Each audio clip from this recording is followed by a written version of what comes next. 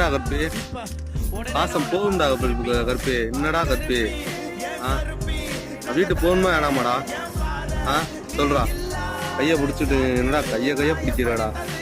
வீட்டில் கூட என்னை மதிக்க மாட்டேன் ஆனால் நீ என்னை போட்டு நல்லா பாசமாக இருக்க வரா கற்பு சரி எந்திரி வா எந்திரி வா போ